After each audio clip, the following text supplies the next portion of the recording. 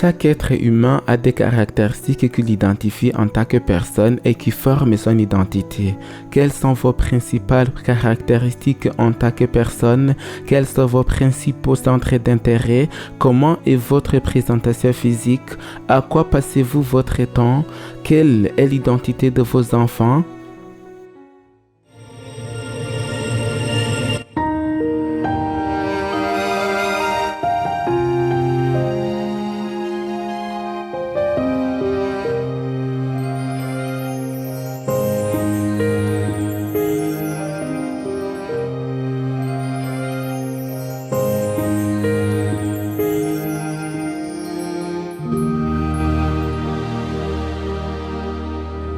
Le monde d'aujourd'hui, au XXIe siècle, a un grand impact sur nos enfants.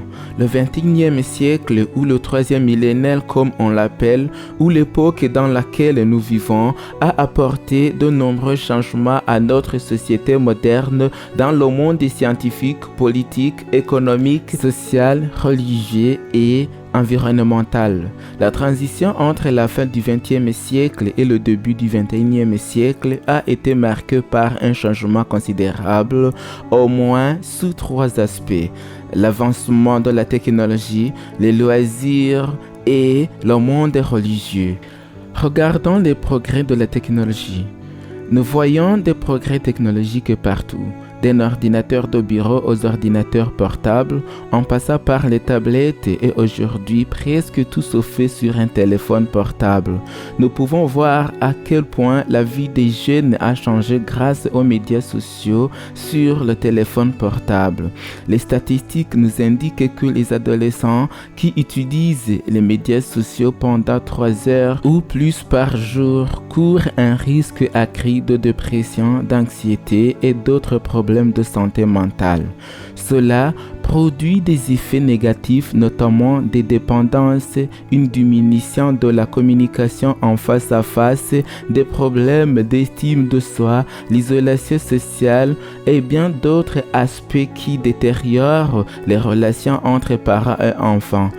Aujourd'hui, 97% des adolescents déclarent utiliser Internet quotidiennement. Le nombre d'adolescents qui déclarent être en ligne presque constamment a doublé au cours des 10 dernières années, atteignant 46%. Le suicide est la deuxième cause de décès chez les jeunes qui, selon les statistiques, a augmenté de 40% au cours des 10 dernières années. Le décrochage scolaire et de nombreux autres problèmes liés à la maltraitance ont été causés par les médias sociaux. Aux États-Unis, la question de l'utilisation des médias sociaux par les adolescents a été portée devant le Congrès en raison de préoccupations concernant l'influence qu'ils ont sur eux. Des dirigeants de différentes entreprises ont été confrontés à des familles qui ont perdu leurs enfants à cause de l'influence négative des médias sociaux. Je ne veux pas dire que tous les médias sociaux sont mauvais, mais l'abus qu'ils en font l'est. Il y a de bonnes choses à nous, par exemple lorsque nous nous connectons à une réflexion spirituelle le matin et l'après-midi sur YouTube ou Facebook. Il y a de bonnes choses que nous pouvons faire sur les médias sociaux si nous les utilisons correctement.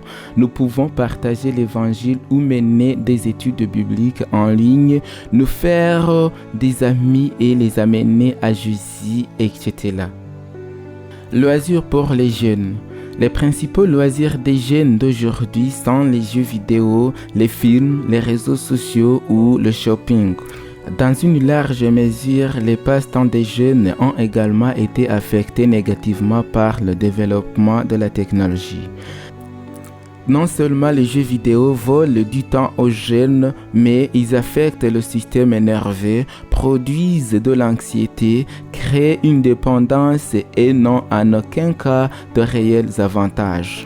Les films introduisent les jeunes dans un monde irréel de violence et d'immoralité. Cela donne une fausse identité aux jeunes très différente de la vie réelle. Les médias sociaux ont un impact négatif sur les jeunes comme mentionné précédemment. L'esprit des jeunes est bombardé de propagande par le biais de différentes méthodes technologiques d'achat. Beaucoup tombent même dans les pièges de l'achat et en font une habitude plus que régulière et achètent beaucoup plus que nécessaire. Quelle est l'identité un jeune acquiert-il en développant de tels passe-temps? Il existe de meilleurs passe-temps qui peuvent être bénéfiques et aider au développement d'un adolescent, tels que la pratique d'un sport, l'apprentissage d'une langue, la culture du talent artistique, le bénévolat, la prise de différents cours, la lecture, la création d'un projet personnel, mais ces activités se perdent de plus en plus parmi les nouveaux soi-disant passe-temps. Parlons de la crise religieuse. Au milieu des flammes et de la crise de notre époque, il y a des milliers de jeunes qui s'efforcent de trouver un but et un sens à la vie. Avoir la religion seule ne rend personne meilleur. Les pharisiens ont essayé et ont échoué. Parfois, les parents ne parviennent pas à éduquer leurs enfants pour le ciel parce qu'ils essaient de le faire avec leurs propres idées et théories, parfois héritées de leurs propres parents qui ont également échoué. Même lorsque nous faisons de notre mieux, il y a un vide et une désorientation dans la vie de nos enfants. La Bible nous dit dans le livre de Proverbes 22, verset 6, « Instruis l'enfant selon la voie qu'il doit suivre, et quand il sera vieux, il ne s'en détournera pas. » Il ne dit pas simplement d'amener votre enfant à l'église, mais plutôt d'instruire. Ce mot « instruire » est très intéressant. Il s'agit d'étudier, de pratiquer et d'exercer tout ce que vous avez appris pour développer un caractère chrétien. Nous devons le répéter parfois jusqu'à ce que cela devienne une habitude dans la vie de nos enfants. Chaque enfant peut apprendre comme Jésus. Si nous cherchons à connaître notre Père céleste par sa parole, les anges s'approcheront de nous, notre intelligence sera fortifiée, notre caractère s'élèvera et s'affinera. Mes chers amis, nous avons besoin de plus de patience avec nos enfants. Nous devons apprendre à les aimer même lorsqu'ils prennent de mauvaises décisions dans la vie. Ils ont besoin que nous soyons à leur côté et que nous leur montrions l'amour du Christ. Combien d'enseignants dans ce monde considèrent que les choses de la vie humaine, la mort, la souffrance, le péché et le salut méritent d'être étudiés? Les enseignants modernes évitent ces sujets et éludent les réalités fondamentales de la vie. C'est la principale raison pour laquelle l'éducation moderne perd son emprise sur l'élève, ce qui l'amène à avoir une mauvaise compréhension et une mauvaise conception de la réalité de la vie selon le plan de Dieu. Mais quand nous regardons par la fenêtre de ce monde aujourd'hui, nous voyons que notre monde est plein de conflits, de divisions et de guerres. L'inquiétude, l'anxiété, la peur et le désespoir ont conduit des millions de personnes à souffrir de dépression sévère, affectant plus de 20% de la population mondiale à un moment donné de leur vie. De nos jours, il y a un conflit dans les familles. L'humanité semble inévitablement divisée entre les nations, les cultures, les religions et leurs valeurs fondamentales. La paix et la réconciliation ne semblent pas réalisables. La société et les gens voient le monde à travers leurs propres valeurs et perspectives, mais pas à travers les valeurs de Dieu telles qu'elles sont données dans les Saintes Écritures. Dieu s'est engagé pour la liberté. Il nous a créés avec la liberté de choix. Dieu ne force personne, mais Satan le fait. Il contraint les gens. Dieu veut que nous nous respections les uns les autres. Le 5e commandement dit « Honore ton père et ta mère » et est suivi d'une promesse. Il est de notre devoir d'honorer et de respecter nos parents tant qu'ils vivent. C'est ce que Jésus a fait tout au long de sa vie sur terre.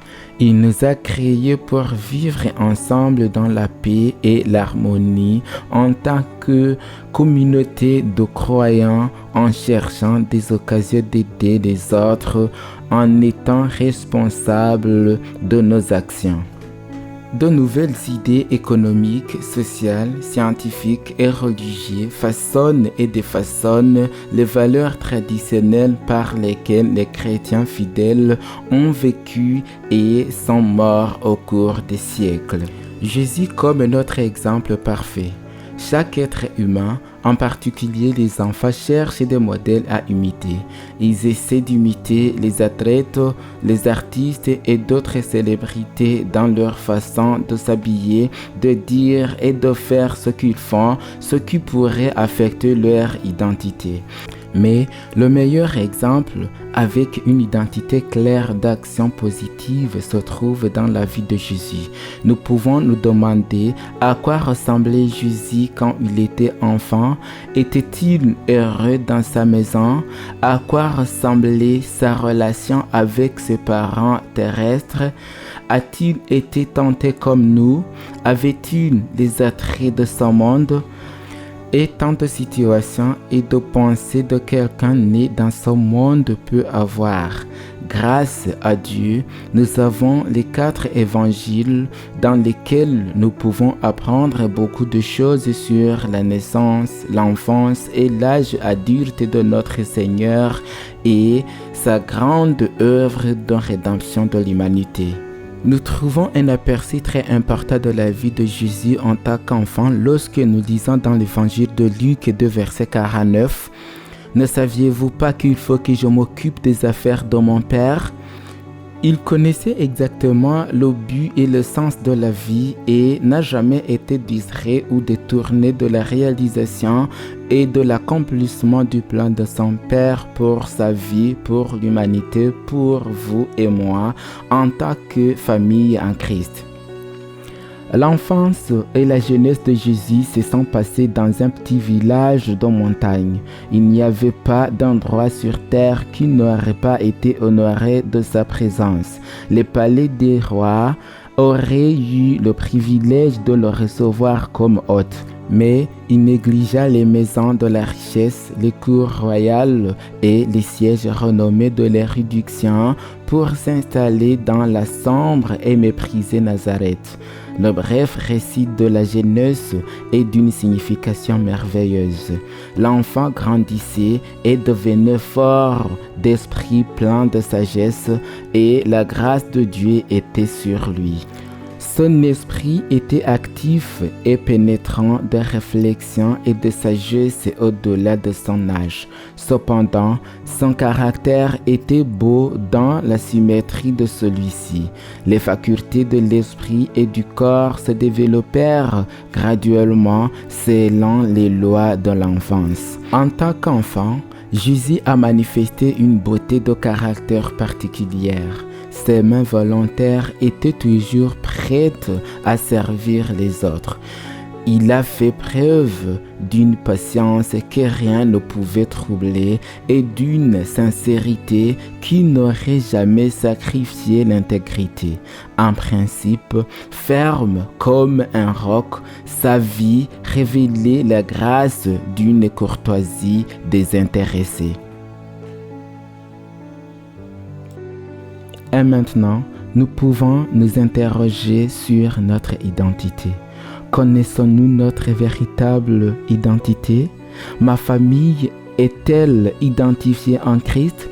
Chers jeunes, Quel est votre destin et votre but dans cette vie? Suivons l'exemple de Jésus qui avait une identité et une mission claire dans sa vie. La Bible nous donne de très bonnes et saines lignes directrices, bien que ce monde change constamment, Dieu ne change jamais. Je veux partager avec vous au moins 4 aspects de choses immuables au sujet de Dieu. 1. Le caractère de Dieu. Malachie 3, verset 6. Je suis l'Éternel, je ne change pas. Jacques 1, verset 17. Il nous est dit, toute grâce excellente et tout don parfait descendent d'en haut du Père de lumière, chez lequel il n'y a ni changement ni ombre de variation. 2. L'amour de Dieu ne change pas. En Jean 4, verset 8, Dieu est amour. Jérémie 31, verset 3, je t'aime d'un amour éternel. C'est pourquoi je te conserve ma bonté. 3. La parole de Dieu ne change pas. Isaïe 40, verset 8 dit, l'herbe sèche, la fleur tombe, mais la parole de notre Dieu subsiste éternellement. Psaume 119, verset 89 dit, à toujours, ô Éternel, ta parole subsiste dans les cieux. 4. La promesse de la seconde venue de Jésus ne change pas. Il viendra exactement comme il a dit. Jean 14, verset 1 à 3. Jésus a promis qu'il reviendrait pour nous ramener à la maison, là où il y a une place préparée pour nous. Croyez-vous toutes ces choses merveilleuses au sujet de notre Père céleste? Notre société s'est écartée des préceptes de Dieu. Son monde est dans un déclin spirituel continu de la personnalité humaine et de la responsabilité humaine. Notre société semble être gouvernée par les technologies de l'information, la mode, les médias sociaux, les grandes entreprises, des entreprises qui contrôlent le monde. Nous sommes au milieu de tout cela. Que pouvons-nous faire? Eh bien, il y a un moyen de s'en sortir, c'est dans la Bible. En tant qu'étudiants diligents des Écritures, nous devons nous présenter devant Dieu avec la modestie et l'humilité du Christ afin que nous puissions recevoir la puissance et la force en ces derniers jours de l'histoire de la terre et savoir comment utiliser notre temps et notre influence pour le positif. L'Écriture nous dit: je leur donnerai un cœur pour qu'ils connaissent que je suis l'Éternel, dit Jérémie 24, verset 7. Avez-vous pris le temps d'apprendre à connaître Jésus personnellement? Le Sauveur a condescendu à la pauvreté afin de nous apprendre à nous humilier et à marcher près de notre Dieu. Il a vécu pour plaire, honorer et glorifier son Père dans les choses ordinaires de la vie. Son œuvre commença par la concrétisation de l'humble métier des artisans qui peinent pour leur pain quotidien. Il rendait le service de Dieu tout autant lorsqu'il travaillait à l'établi du charpentier que lorsqu'il faisait des miracles pour la multitude. Chaque jeune qui suit l'exemple de fidélité et d'obéissance du Christ dans son humble foyer peut revendiquer ces paroles prononcées à son sujet par le Père par l'intermédiaire du Saint-Esprit. Voici mon serviteur que je soutiendrai, mon élu en qui mon âme prend plaisir. J'ai mis mon esprit sur lui. Il annoncera la justice aux nations. Isaïe 42, verset 1. Que Dieu bénisse chaque adolescent et chaque jeune qui peut atteindre dans sa vie une identité aussi belle et utile que l'a été la vie de Jésus. Je tiens à remercier M. Nicolas Anka du Canada qui a été l'auteur intellectuel de cette conférence. Je désire prier pour les jeunes et pour nos enfants afin qu'ils trouvent en Jésus le modèle parfait à suivre. Prions. Notre Père Céleste, nous venons à toi comme nous sommes, en souhait, en désir de l'identité claire. Nous vous prions à bénir nos familles et tous nos enfants. Seigneur, aide-nous à guider nos yeux et aussi nos vies comme vient de le montrer l'exemple de grande importance dont vous nous avez donné. Aide-nous à leur montrer combien était si belle votre vie et aussi comment nous pouvons nous donner au service comme vous l'avez réalisé dans votre vie. Seigneur, aide-nous de trouver en Jésus ou nos enfants de pouvoir trouver en lui un modèle parfait à imiter. Aide-nous à trouver une meilleure position dans toute votre mission et que toute identité ne soit pas le nôtre mais le vôtre, Seigneur. Bénisse les familles, les jeunes et tous ceux qui suivent ce programme. Nous prions au nom de Jésus. Amen. Si vous voulez en savoir plus sur les valeurs bibliques, vous pouvez vous inscrire au cours biblique gratuit au pied de Jésus sur le site www.bibleraison.org. Nous vous attendons demain pour un autre sujet important de la série, l'identité de la famille. Que Dieu vous bénisse.